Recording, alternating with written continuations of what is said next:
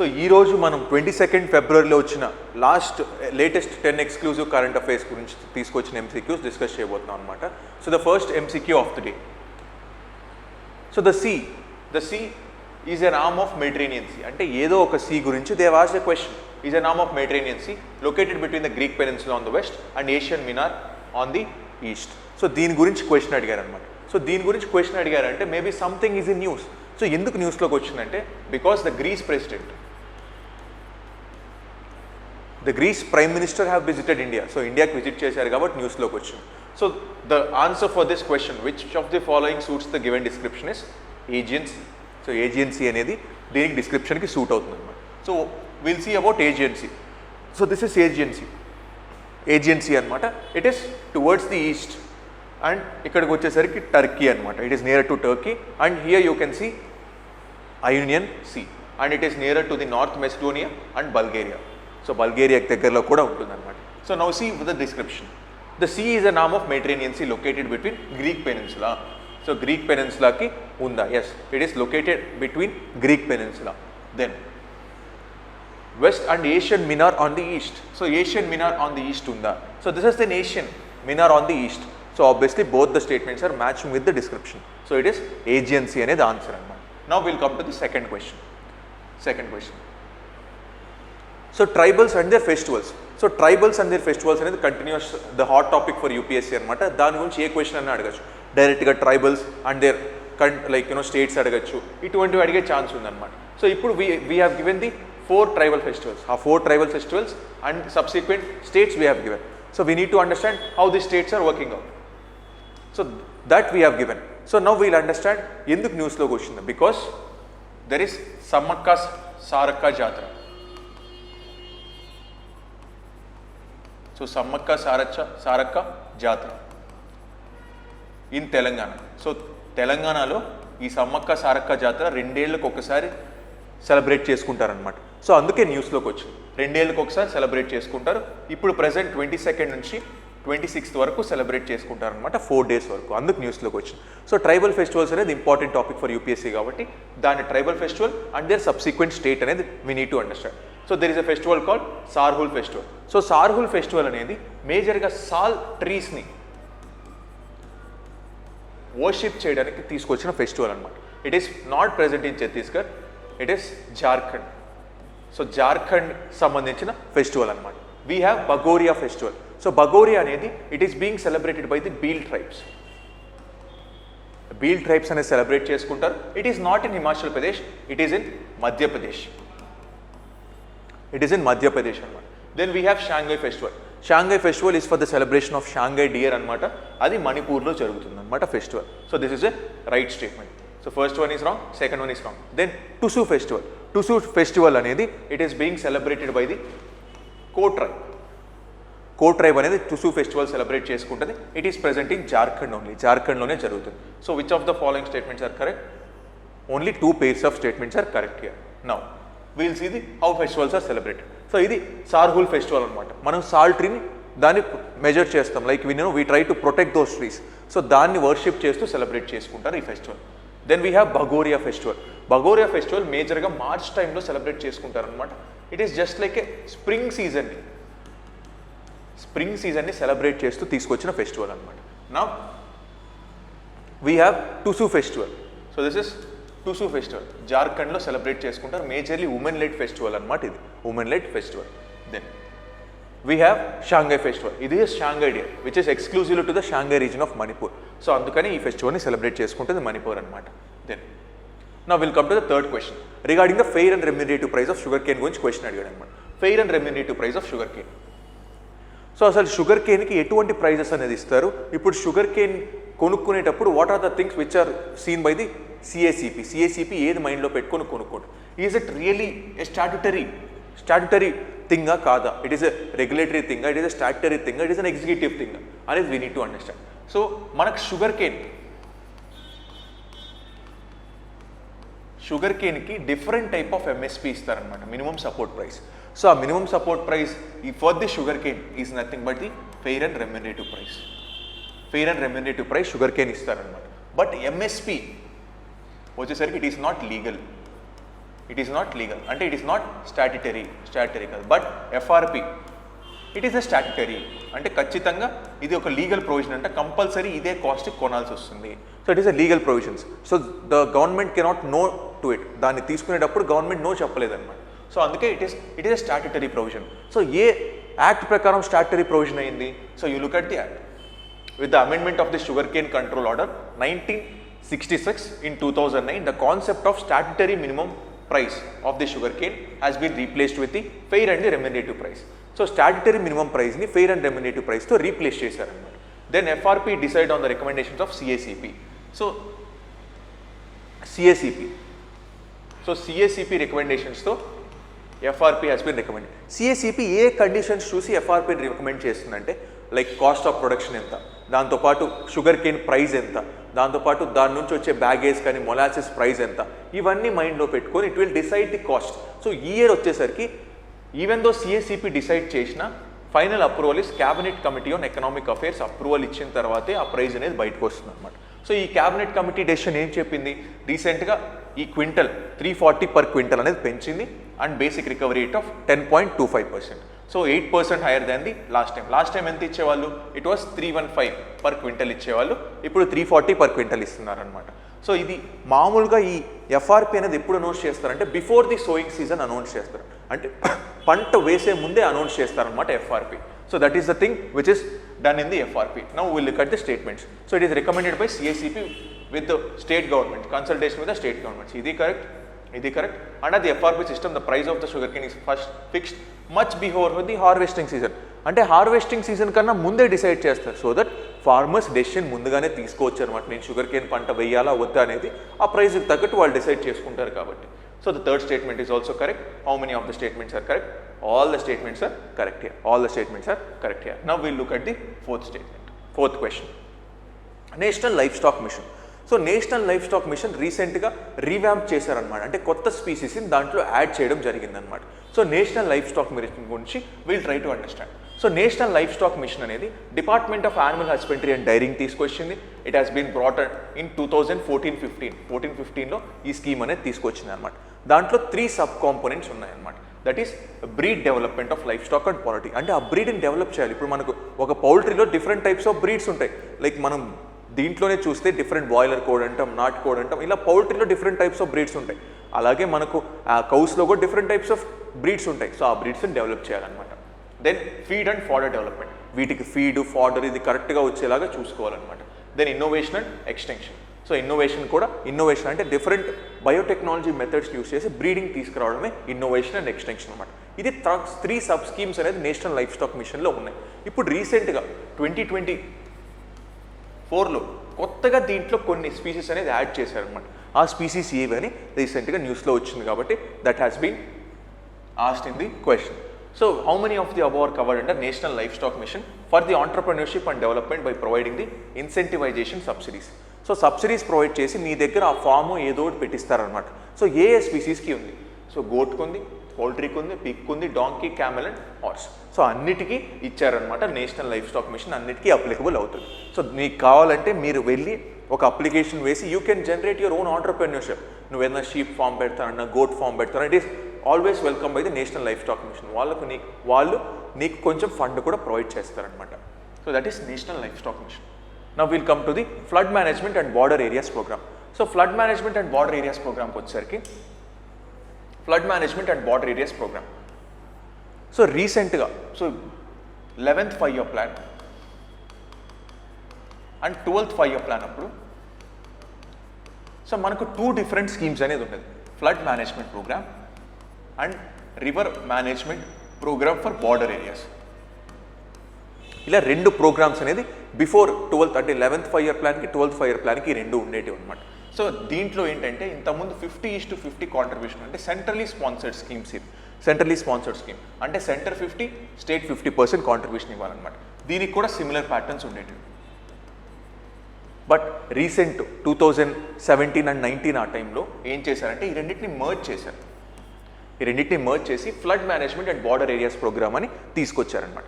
దీంట్లో కూడా same 2 components ఉంటాయి. Flood management programme RMP and river management programme for border areas ఉంటాయి. కానీ ఈ పర్సంటేజ్ ఏదైతే ఉందో దిస్ హ్యాస్ బీన్ చేంజ్డ్.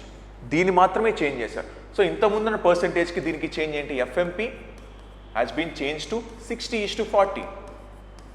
సెంటర్కి స్టేట్ 60:40 షేర్ చేసుకుంటే, అదే కొన్ని స్పెషల్ కేటగిరీ స్టేట్స్లో 90:10 షేర్, అంటే 90% సెంటర్ ఇస్తుంది ఫండ్, 10% స్టేట్ గవర్నమెంట్ తీసుకురావాలి. అది ఎఫ్ఎంపీలో.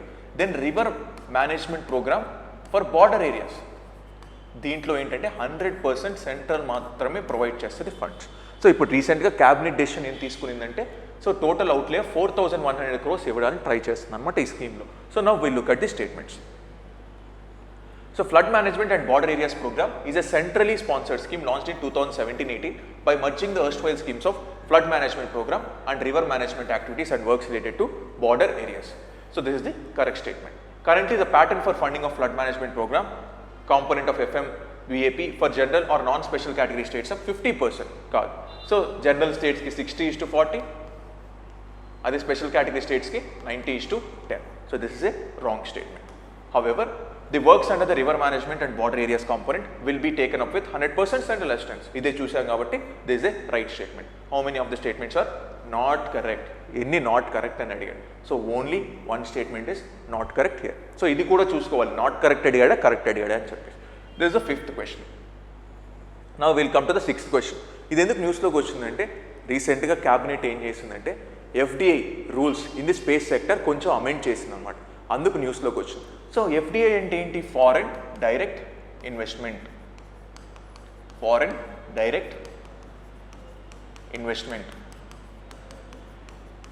సో ఫారెన్ డైరెక్ట్ ఇన్వెస్ట్మెంట్ అంటే ఏంటి? ఫారినర్స్ తీసి డైరెక్ట్గా ఇక్కడ ఇన్వెస్ట్మెంట్ చేస్తారనమాట. ఏదో ఒక ఫ్యాక్టరీలోనో, ఏదో ఒక కొత్త ఫ్యాక్టరీ క్రియేట్ చేయడమో, దానివల్ల కొత్త జాబ్స్ క్రియేట్ అవ్వడమో ఇవన్నీ చేస్తారు. దీనివల్ల మనకు వచ్చే లాభం ఏంటి? ఒకటి జాబ్స్ క్రియేట్ అవుతాయి, దానివల్ల ఎకానమీ జనరేట్ అవుతుంది, దానివల్ల ఎకానమీస్ ఆఫ్ స్కేల్ జనరేట్ అవుతాయి. అందుకనే దీన్ని ఎంకరేజ్ చేస్తారనమాట.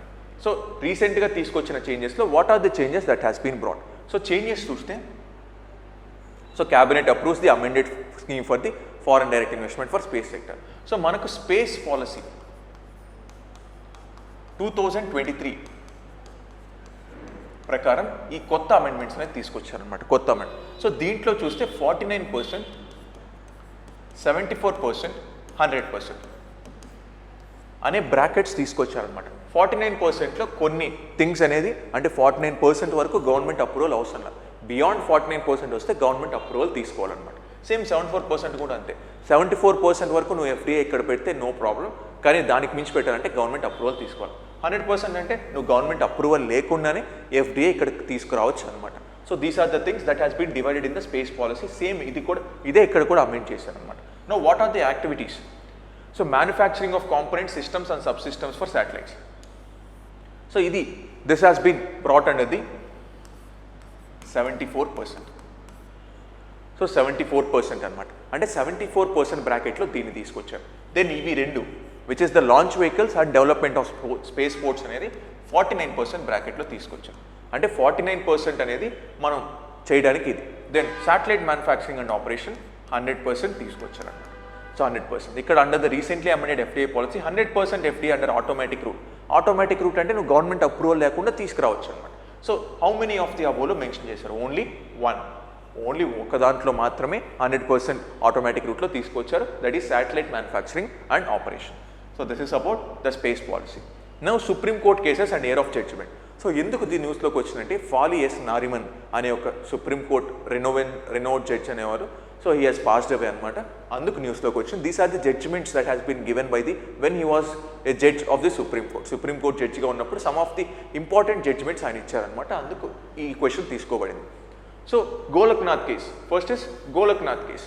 సో గోలక్నాథ్ కేసుకి ఏంటి?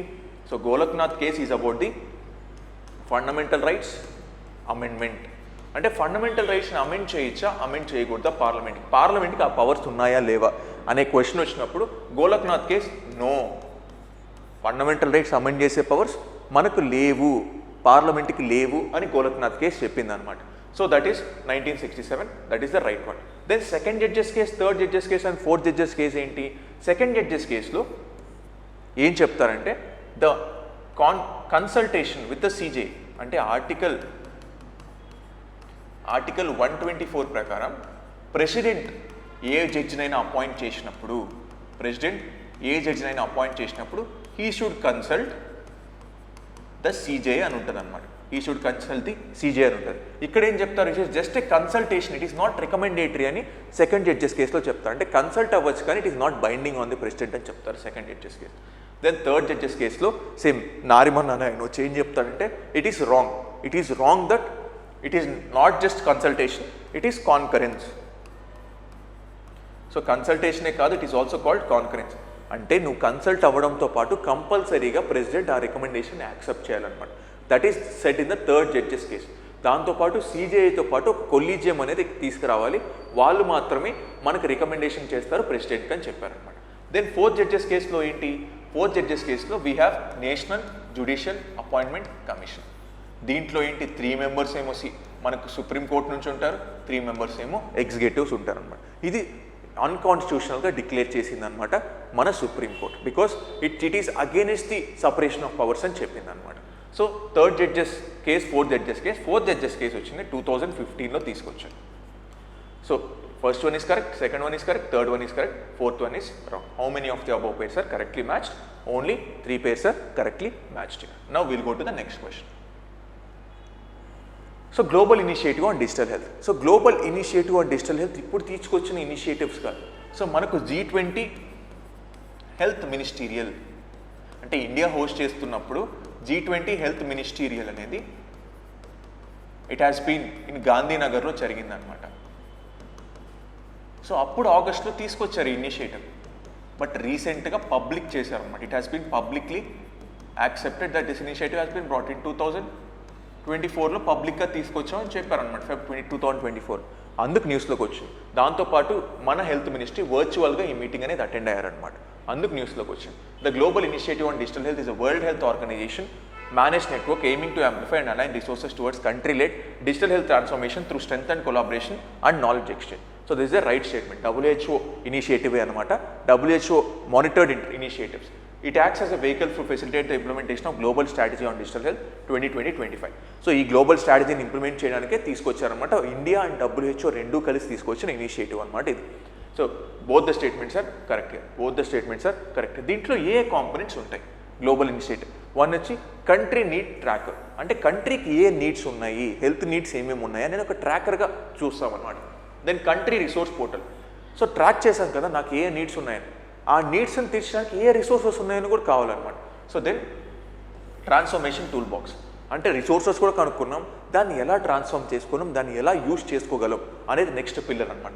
Then convening and knowledge exchange, అంటే ఇవన్నీ ఉన్నాయి కదా, ఇప్పుడు జనాలకు అవేర్నెస్ క్రియేట్ చేయాలి. ఓకే ఇక్కడ ఒక హాస్పిటల్ ఉంది, ఇక్కడ ఒక డిజిటల్ హెల్త్ ఇనిషియేటివ్ నడుస్తుంది, so go and use it properly అని చెప్పేసి ఇనిషియేటివ్ చెప్పాలన్నమాట. So these are the pillars present in the global initiative on digital health అనమాట. So that is about global initiative on digital health. Now cryogenic rocket గురించి. So cryogenic rocket ఎందుకు న్యూస్లోకి వచ్చింది? So రీసెంట్గా INSAT 3Dలో cryogenic rocket వాడాం. దాంతోపాటు LMV-3 అనే ఒక లాంచ్ వెహికల్లో that is used for the Gaganyaan, అంటే హ్యూమన్స్ని స్పేస్లోకి పంపించే మిషన్ అనమాట గగన్యాన్. దీంట్లో క్రయోజెనిక్ స్టేజే వాడుతున్నారు, ఈ రాకెట్లో క్రయోజెనిక్ స్టేజే వాడుతున్నారు. సో అది C-25 అనే క్రయోజెనిక్ స్టేజ్ వాడుతున్నారు, అందుకని న్యూస్లోకి ఉందన్నమాట. That is why it is in news. So which of the following statements are correct? అసలు క్రయోజెనిక్ స్టేజ్ అంటే ఏంటి? So this how cryogenic stage looks like. So cryo అంటే ఫ్రీజ్, క్రయో అంటే ఫ్రీజ్, అంటే ఫ్రీజింగ్ టెంపరేచర్ని క్రయో అంటారు అనమాట. So cryo అంటే when you freeze the temperature -150 degrees Celsius కన్నా తక్కువ టెంపరేచర్లో ఫ్రీజ్ చేస్తే మనం క్రయోజెనిక్ స్టేజ్ అంటాం అనమాట. సో ఇప్పుడు వేటిని మనం దీన్ని -150 degrees Celsius కన్నా తక్కువ ఫీల్ చేస్తున్నాం. ఒకటి liquid oxygen and liquid hydrogen. Liquid oxygen and liquid హైడ్రోజన్ని మనం -150 degrees Celsius కన్నా తక్కువలో మనం ఫ్రీజ్ చేసి పెడుతున్నాం అనమాట. సో దీని లిక్విడ్ ఆక్సిజన్కి వచ్చేసరికి -153 degrees Celsius, sorry -183 degrees Celsius, -253 degrees Celsius. So ఇలా మనం లిక్విడ్ ఆక్సిజన్ని లిక్విడ్ హైడ్రోజన్ని స్టోర్ చేస్తున్నాం అనమాట ఫ్రీజబుల్ ఫామ్లో. సో ఫ్రీజబుల్ ఫామ్లో స్టోర్ చేయడం వల్ల మనకు వచ్చే బెనిఫిట్స్ ఏంటి? ఇక్కడ వచ్చేసింది మనకు స్పెసిఫిక్ ఇంపల్స్ అనే కాన్సెప్ట్ ఉంటుంది అన్నమాట. స్పెసిఫిక్ ఇంపల్స్ అంటే the efficiency of the vehicle, అంటే నువ్వు ఎంత ఎఫిషియెంట్గా ఒక ఫ్యూయల్ని యూజ్ చేయకో. ఫర్ ఎగ్జాంపుల్ నా దగ్గర 1 లీటర్ ఆఫ్ పెట్రోల్ ఉంది, ఎంత ఎఫిషియెంట్గా దాన్ని యూస్ చేసుకోగలరు. సో అదే మనకు ఈ ఫ్యూయల్ టర్మ్స్ ఇన్ ది రాకెట్స్లో చూస్తే దట్ ఈస్ స్పెసిఫిక్ ఇంపల్స్, అంటే ఎంత ఎఫిషియెంట్గా ఈ ఫ్యూయల్ని యూస్ చేసుకోగలదు సో అనేది స్పెసిఫిక్ ఇంపల్స్ చెప్తుంది. స్పెసిఫిక్ ఇంపల్స్ వచ్చింది మన క్రయోజెనిక్ ఎక్కువగా ఉంటుంది, క్రయోజెనిక్ స్టేజ్కి ఎక్కువగా ఉంటుంది. Now we look at how the cryogenic stage is. A cryogenic rocket stage is more efficient and provides more thrust for every kilogram of propellant it burns compared to the solid and earth storable liquid propellant rocket stages. అంటే thrust ఒక particular ఒక every KG of ప్రొపెలెంట్కి అది న్యాయం చేస్తుంది అనమాట. So that is the first statement. Cryogenic stage is technically is a very complex system compared to the solid and earth storable liquid propellant due to its use for propellant at extremely low temperature. Obviously అంత లో టెంపరేచర్లో store చేసుకోవడం కూడా challenge అనమాట. కానీ first స్టేట్మెంట్కి second స్టేట్మెంట్కి ఏమైనా relation ఉందా? No, they are not related. This is individual statement, this is an individual statement. కానీ రెండూ కరెక్టే, కానీ it is not the correct explanation. అంటే దీనివల్ల ఇది వస్తుంది అని రూల్ ఏం లేదు కదా. So it is not the correct explanation for statement 1. So B is the correct one here. Now will look at the last question of the day. So these of liquid ఆక్సిజన్ని liquid హైడ్రోజన్ని store చేస్తారనమాట cryogenic స్టేజ్లో. So national pension system trust, so NPS system అంట అనమాట, national pension system. So national pension సిస్టంలో ఏంటి, ఎవరైనా workable persons organise సెక్టర్లో unorganised సెక్టర్లో ఎవరున్నా జాయిన్ అవ్వచ్చు అనమాట దాంట్లో. సో ఎక్సెప్ట్ ఆర్మ్ ఫోర్సెస్ ఎవరైనా జాయిన్ అవ్వచ్చు. It will be an individual account. నువ్వు ఎన్పిఎస్ అకౌంట్ తెరిచావంటే అదొక ఇండివిజువల్ అకౌంట్ అనమాట. It is not group account. దాంతోపాటు ఓవర్సీస్ సిటిజన్స్ కూడా జాయిన్ అవ్వడానికి లేదనమాట. సో ఓవర్సీస్ సిటిజన్స్ జాయిన్ అయ్యే ఛాన్స్ లేదు. దాంతోపాటు హిందూ అన్డివైడెడ్ ఫ్యామిలీస్ కూడా జాయిన్ అవ్వాలి. అంటే బికాస్ అది గ్రూప్ అకౌంట్, హిందూ అన్డివైడెడ్ అనేది గ్రూప్ వస్తుంది. It is an individual account మనకు నేషనల్ పెన్షన్ సిస్టమ్. అంటే నువ్వు రిటైర్ అయిన తర్వాత వర్కింగ్ ఏజ్ అయిపోయిన తర్వాత నీకు ఇంత పెన్షన్ అనేది వస్తుంది అనమాట.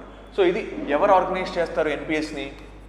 సో ఎన్పిఎస్ని we have PFRDA, pension fund regulatory and development authority అనేది చూసుకుంటుంది అనమాట ఎన్పిఎస్ని. సో దీన్ని ఆపరేట్ చేయడానికి ఎన్పిఎస్ ట్రస్ట్ అనేది ఒకటి క్రియేట్ చేసింది అనమాట పిఎఫ్ఆర్డిఏ. సో అన్ని ఫండ్స్ ఈ ట్రస్ట్లోకి వెళ్ళిపోతాయి. నేను ఇన్వెస్ట్ చేసే ఫండ్స్ అన్నీ ఈ ట్రస్ట్లోకి వెళ్ళిపోతాయి. ఈ ట్రస్ట్ ఏం చేస్తుంది, ఈ వేరే చోట ఇన్వెస్ట్ చేస్తుంది. ఈ ఫండ్స్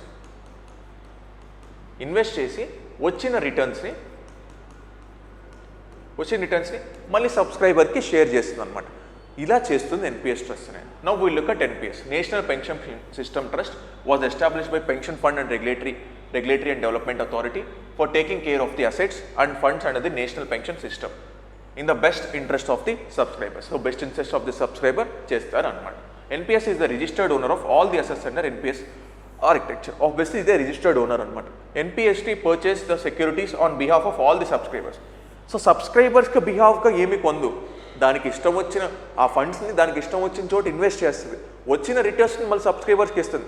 అంతేగాని ఈ సబ్స్క్రైబర్ 100 యూనిట్స్, ఈ సబ్స్క్రైబర్స్కి 100 యూనిట్స్ అయినా ఏమి ఉండవు. సబ్స్క్రైబర్ బిహాఫ్గా ఏది కొందనమాట ఇది. So that is the wrong statement here. How many of the above statements are correct? Only 2 statements are correct here. Only 2 statements are correct here. So this is NPS. So NPS trust అనమాట, national pension system trust. That has been established under Indian trust act ప్రకారం establish చేశారనమాట దీన్ని. Now so this is about today session అనమాట. So ఇలాగే daily 10 MCQs discuss చేద్దాం, which will be useful for your exam. So see you guys again tomorrow. If you have any doubts comment సెక్షన్లో ఏమైనా doubts ఉంటే అడగండి. Okay guys.